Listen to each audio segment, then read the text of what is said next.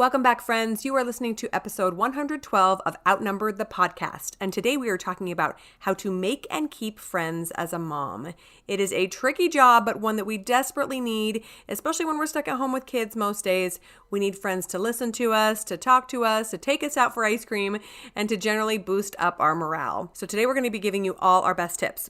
But before we get into it, we wanted to let you know about an awesome giveaway we have running in the month of March. If you log on to iTunes and leave us a review, you will be entered to win one of two 25-minute coaching sessions with me, Bonnie. I am so excited to give away these coaching sessions because I love talking to moms about any struggles they might be having. And I'm going to get to talk to two of you who we choose from our reviews left in the month of March. So if you haven't left us a review, hop on over to iTunes and do that. And we wish you the best of luck. Now let's talk about friends.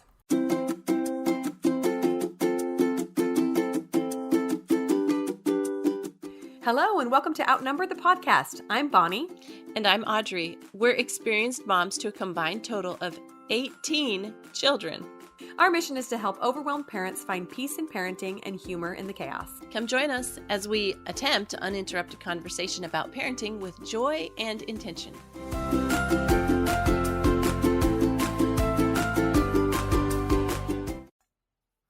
Welcome back, everyone. Today we have got a super fun topic on the docket, and that is making friends as a mom. And sometimes it's really hard, but when you can make it happen, it's so fun.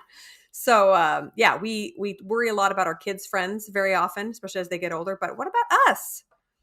Yes. So this can be a tricky topic. And so that's why we're covering it today, because there's so many benefits of friendship. So we want to go over this so that it's not something that you shy away from. I have a joke for you to start with. Okay. Knock, knock. Who's there? Voodoo. Voodoo who? Who do you think you are asking me all these questions? Excellent. See, friends make you laugh. That's really important. One of the many benefits of friendship. And there are so many really obvious ones, right? We actually are linking an article in the show notes about the benefits of friendship in case you needed any reminding. But just off the top of our heads, they're just fun, right? They're good for us emotionally, mentally. They're actually good for our physical health, if you think about it. If you have good friends, they often encourage healthy behaviors. They can boost your confidence, make you feel better about yourself, right?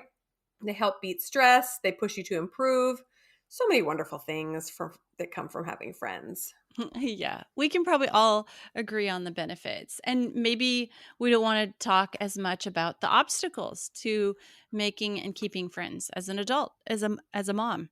We have busy lives. Stay-at-home moms can have fewer opportunities to meet people, and we can feel, rightly so, committed to family time instead of friend time.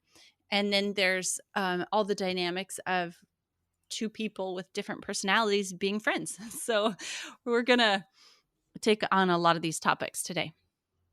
Yeah. And on top of that, I mean, I think it's fairly easy to find a friend when you're, 20 years old, single, in college, whatever. You guys, you're roommates and all of a sudden you got a ton of stuff in common, right? But it's a lot harder to find someone who's compatible with you. With different parenting styles. And maybe you want your husbands to get along, and maybe you want your kids to be similar ages, and you want your schedules to be similar. There's a lot more involved in finding someone who fits your lifestyle. Yeah. So we're going to talk both about making and keeping friends today, because they both require efforts. And we're excited to dive into this topic because it's really important. Yeah. So making friends, I think, might be the biggest obstacle, or at least the first hurdle, obviously. So let's talk about that. First of all, I think we need to realize that this is a self-care issue. Just like getting dressed, we talked about a little while ago. This is not a selfish thing. This is not like, well, I just don't have anything to do with my time, so I'm going to go find some friends. No, this is something that each of us needs. Friendship is totally required for emotional stability, feeling understood, coping with stress, feeling loved. If you don't have friends, there's going to be some things that you're not getting in your life that you need. Yes. Let's first address husbands. They are amazing. Like, my husband is my best friend, but he's not my girlfriend. And it's not fair to ask him to function like a female friend functions to me. That's just not fair to him. It's not fair to me too. Like, to rely on him for that kind of thing. It's kind of funny to say it like that. But yeah, I want to talk about, there's different kinds of friends. So as an adult, I remember feeling, as a kid, I remember feeling that, like, I couldn't be friends with somebody if they weren't my same age. Yeah. um, but as an adult, I've come to have a lot of different kinds of friends. And like, as a kid, there was kind of this idea that there was one best friend and it was to the exclusion of all other friends. And you had everything in common with them, and you're basically like, joined at the hip or whatever. Hmm. But now I realize I have different kinds of friends for um different parts of my life. I don't know how to say it any different than that. Just that friendships as an adult, they're different from when we're an immature kid, and they should be. As adults, we're so much more multifaceted, right? There's so much more to us than when we were 8 years old. All you had to have is like somebody who's a neighbor and your same age and your friends, like you said. But for us, like I have a friend that I reach out to when I have business questions or complaints or advice.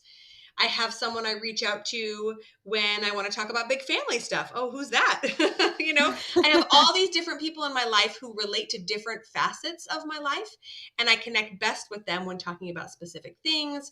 And some are just closer than others, and so we talk about a lot more things. But that's totally okay. Your friendships should look different than when they were young, than when you were young. I think as adults, we have a lot more um security. We have a less insecurity that kept us from being able to have certain kinds of friends when we were kids. Mhm. Like, you kind of think of the school um, culture thing. Like, in one way, kids make friends easier. I mean, my kids make friends easier than I did. Anybody who comes along, that's just like their friend. Yeah, yeah. But then again, I remember as a kid a lot of insecurities. Like, I can't be their friend because then somebody else might not be my friend. Like all these complex things going on. So, I think as an adult, there's a lot more security in yourself, and so it enables better friendships. Right. And I think we should expect and give more flexibility in our friendships, right? We all understand that our lives are busy and we have a lot more moving parts in them as 40-year-old moms than we did as 20-year-old college girls. And so it's important that we allow our friendships to have that flexibility so that we can stay friends for longer. And we'll talk about that more in a little bit. But first, let's talk about where to make friends. So, let's say you've moved to a new area, or you're just really feeling like you need someone to rely on. You need that friendship is missing. Where do you go? So, I think most of us have probably our tried and true favorite places of finding friends. For me, it's usually my church congregation. Our congregations are organized by geographical location. So, if you make a friend at church, they're going to be just down the street from you, which is awesome. Or like maybe you have a favorite play group or something that you always go to, and that's kind of where you hang out with people. Or meeting people through mutual friends is usually a pretty common way, right? You get invited to a park or out to lunch with someone, and you happen to meet somebody else they brought along, etc. But sometimes we need to think outside the box, right? What if you've exhausted all your usual places, or you're just looking for somebody new to hang out with? A few ideas are your neighbors, right? Sometimes it's going to be a little hard if you don't see them very often, but you can go knock on the door. That's totally okay. Maybe a little bit scary, but you can totally do that. You have cookies in your hand, it might help.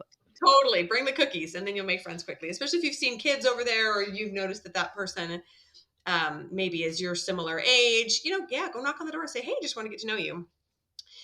The gym can be a fun place. So, funny story about this. I've always been a little bit intimidated by gyms. I've gone to them because I enjoy group fitness classes and weight training. But gosh, maybe 10 years ago, 11 years ago, I was going to a big fancy gym, and this random woman just started talking to me, came over and just started talking to me. And I was a little freaked out. I was like, okay, what's going on? I've never met this woman, but she was super friendly. And we became friends and have been and are friends to this day. So 11 years of friendship because she had the courage to just come over and start talking to me. So that was really, really fun. And I would have never done that because I'm too wimpy. But if you could be the That's one to so make the fun. first move, it's so awesome. Yeah. Another thought is local hobby groups. So, is there a sport that you love, a craft that you love?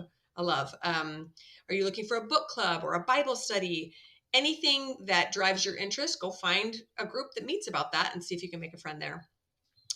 Other local events, like is there a pop-up shop at your favorite boutique? Is there a food festival happening downtown or a sporting event? Could you go and mingle and meet some people there? And then lastly, volunteering at any sort of charity or church or community event can be a great place to find someone who has similar interests as you. Yes. And then thinking even more outside of the box of the traditional way of finding friends in person. 2020, I think, taught us the value and the possibility of online and virtual friendships. So everybody was still getting together with their friends, but like over a Marco Polo or a Zoom chat or something. Um, there's so you have a hobby, an online sewing event, for example, if or get together with other people, find, explore hashtags, find other people through online things. And then, like I was talking about a little bit about the the paradigm of friendship from childhood is that the person has to be our same age and our same sex, and then we are friends and we have all things in common. But as adults, we can definitely examine that. We can be friends with people who aren't the same age as us, people who are, maybe we have, like, okay, so like I was talking before, maybe you have an interest in, say, architecture. And so you attend this or you become a subscriber to this online forum for, I don't know, good architecture or something. And then you find somebody through that, and you start having a friendship, building a friendship on this. And it's a virtual friendship. And I know there comes all sorts of mm, you have to be cautious and all that. Okay, but I think we're adults and we can figure out who's safe behavior and not safe behavior online when we're just, looking for friendships. Bonnie and I, our friendship started with an online relationship, did it not? It did. I know. We basically dated online first, and then we actually only met in person one time, which was a total crazy fluke. But Yeah. yeah, I'm so glad you added that. Because this is a crazy day and age, and there are so many resources and tools we can use to create new friendships or maintain old friendships, even when we cannot see each other in person. And I am so grateful for my time as a blogger on social media, etc., because I've made so many wonderful friendships. In fact, a couple people I have a hard time remembering that they came about as online friends, right? For some reason I think that that's like less valuable or something, but I'm like, no, we met on Instagram. Yeah, like that's how we're friends, and then we've talked on the phone and Marco Polo and whatever else, but such a wonderful resource to be able to stay in touch.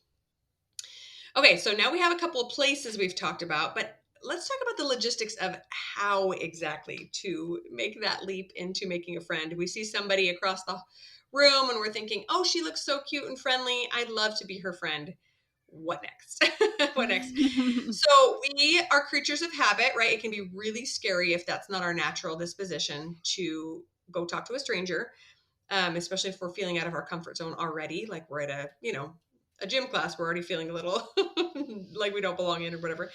But we can do so many things to just make that first move. We can ask for invites to groups we've never been to. So what if you know that one of your friends always goes to a play group on Friday mornings? You can say, hey, can I tag along? Or you know that a friend has a tennis group that she meets with, and it sounds really fun. And you've never played tennis in your life. You could ask to be invited, right? Do not be afraid to make the first move. Like I mentioned, my friend in the gym, because it's only scary for a minute, and then you find out, oh, they're looking for friends too. Perfect. Yeah, a good place is to look for friends with similar interests. So if you have something in common with somebody, it's going to be easier to maintain a friendship. So like if you're really into gardening, then join a gardening club and just go to some meetings. And maybe somebody else is really into vegetable gardening like you are, or flower gardening or something, and maybe you decide to visit each other's gardens. And I've always found that in making friendships, it works best to be a giving person. Like there's that very well-known verse in the Bible: to have friends, a man must show himself friendly.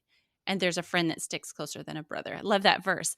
But it's in Proverbs. But like to make friends, you have to be friendly. Like, so if let's go back to my gardening club example. You're in this gardening club and you're kind of have hit it off with this person at the first meeting or something. And you're like, hey, why don't you come over and visit my garden, or send this person some sort of bouquet of flowers, because it was their favorite color, or like you said, make the first move, but be a giving person. How would you want to be treated? Like that's something I always go back to. Like if I wanted somebody to be my friend, if I wanted somebody to befriend me, in what way would I like them to do it? And then do that.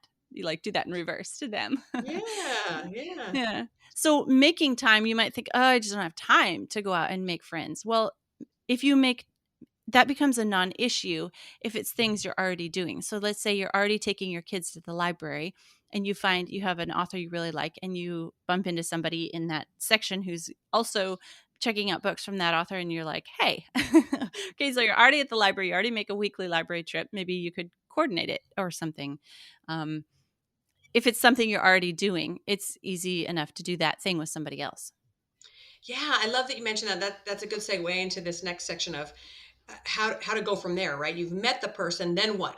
Well, you might not want to meet somebody at a library and immediately invite their entire family over for Sunday dinner. That might be a little awkward, right? But you can say, "Oh my gosh, it was so nice chatting with you. You are seriously so sweet. When are you guys going to be at the library next?" And it seems a little bit less creepy, right? Than like immediately Right. sending this other invite. You could say, "We'd love to run into you guys again. Do you always come on Fridays? We'll try to show up next Friday. Maybe we'll see you then," right? Or if the person seems a little bit more interested, you can exchange phone numbers and try to coordinate a trip again together, doing something that you both enjoy, right?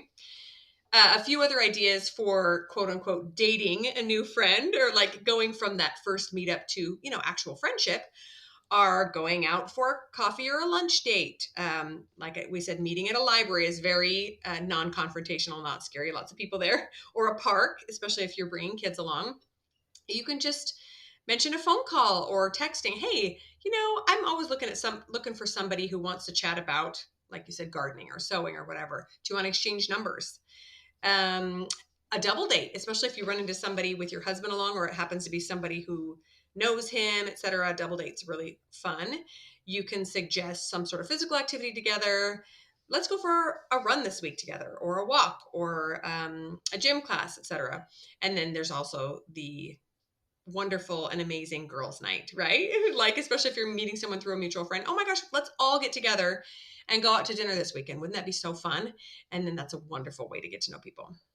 Those ideas sound so nice. I know. I want to do them all right now. Yeah.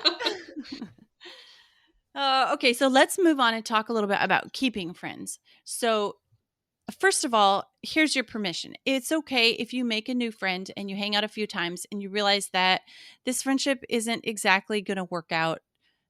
Like they aren't going to be the kind of friend that you were looking for. It's okay.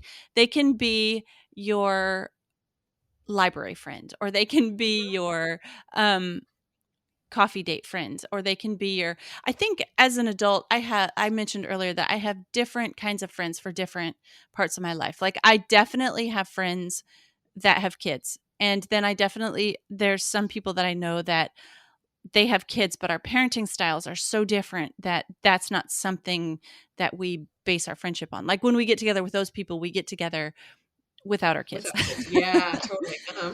And that's okay. It's okay to be friends like that. In fact, that's probably what's keeping that friendship alive, is that we don't get together with our kids, right? And it's okay. Like I'm just saying, it's okay to have, like, it doesn't have to be a friendship. Like throw away those old paradigms of, this is my new best friend and we have to do everything together and we have to like the same things. And if I like peanut butter in my chocolate chip cookies and she doesn't, then we can't be friends anymore.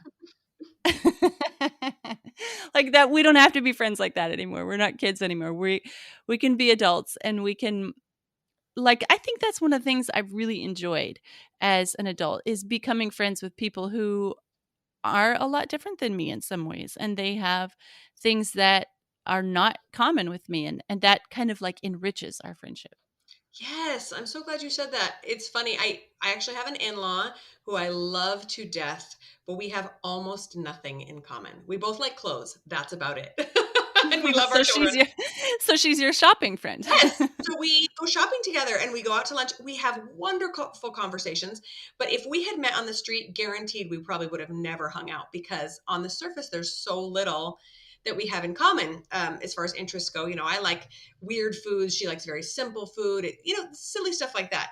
But apparently, on some deeper topics, we really get along because we have been friends, really close friends, not just family, for a long, long time. And I'm so grateful for that we were kind of forced into a friendship and then we were able to find that common ground. So let's say you do get into a relationship like this and things aren't working out or not working out quite exactly how you would have liked them. Expressing your boundaries is really important, right? So let's say that you were really looking for a friend who could hang out twice a week with your kids because you can't leave them, and you just need to vent to that person, but this person can only hang out once a month, or vice versa. You are really busy and you can only commit to a girls' night every 3 months, and this person is calling you every single week.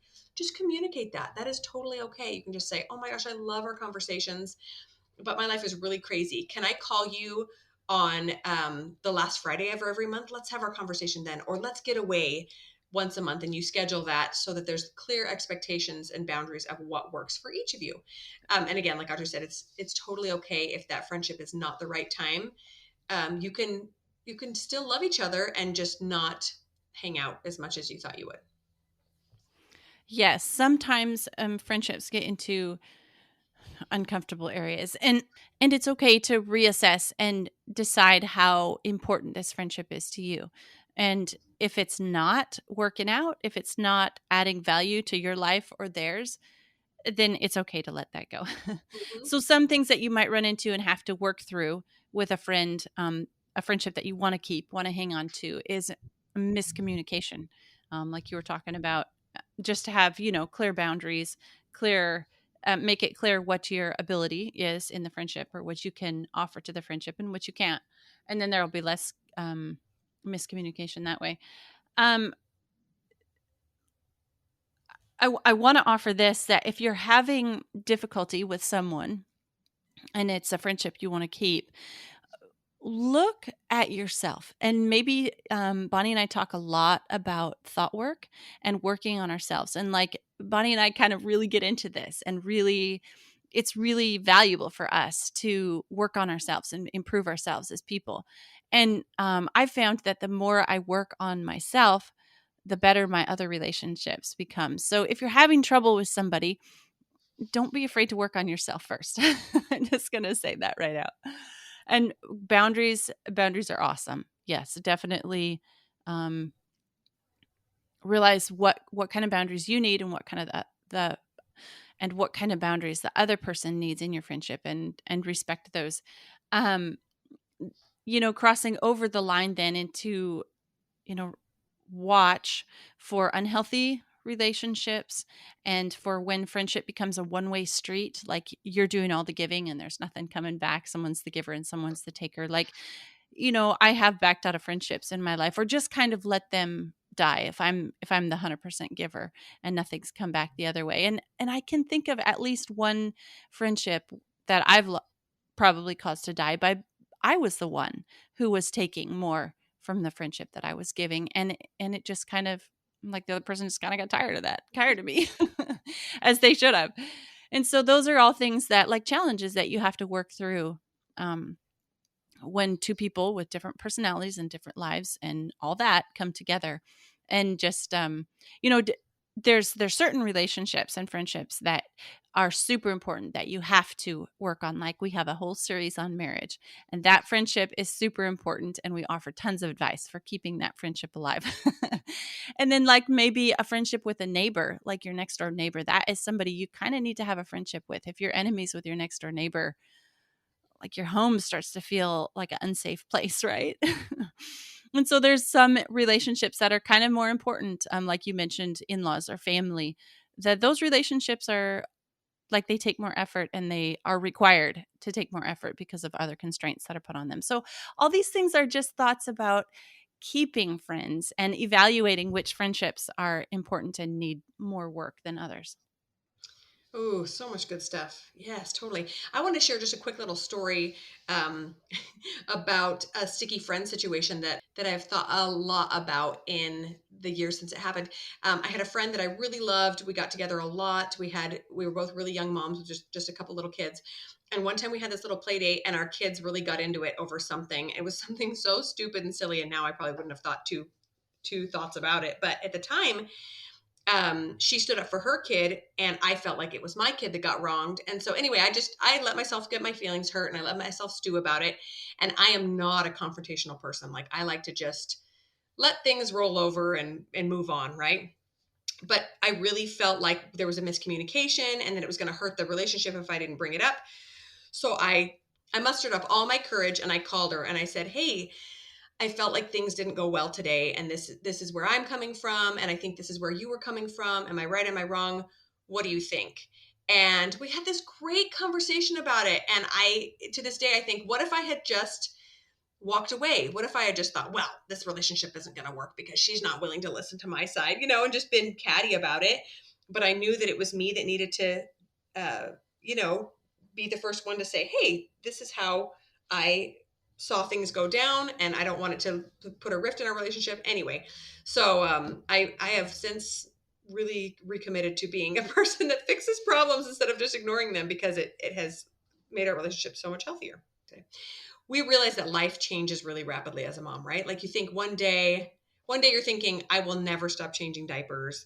And you're at play groups all the time, in the library all the time. And the next thing you know, maybe your kids are in school and you have all these hours to yourself, or you've got a kid leaving for college. It's just, everything is constantly changing. And so I really feel like true friends will understand that. They will understand that everybody's situation changes, your needs change, and you can still be committed to finding a way to be there for each other, even if your lives start to look really, really different. Yeah, I agree. I'm that like I have friends who also have babies, and then I have friends who also have kids in college. And just a very few friends with kids in both places like me. Mhm. And I have different kinds of friendships with those kinds of people because you can relate to the same things or different things. But I think that friendships are worth it, especially for us as women. Even if you're an introvert, there is something about a woman that like needs other women to talk to and to relate to each other. And there's just something special about, having friends as an adult and as a woman. And it's something that I really encourage. I know we talk about some stuff that sometimes we feel like our young overwhelmed mom is going to be like, just another thing to add to my plate. But but this one is for you. It's really for your own self-care. And I wanted to mention too, a couple podcast episodes that are also about having friends as an adult.